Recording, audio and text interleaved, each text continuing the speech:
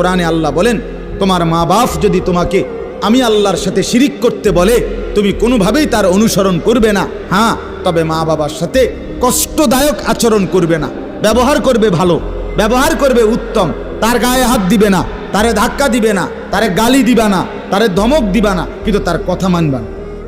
কোন কথা? আল্লাহর নাফরমানির কথা, শিরিক, কুফর, নাজায়েজ, হারাম, হারাম।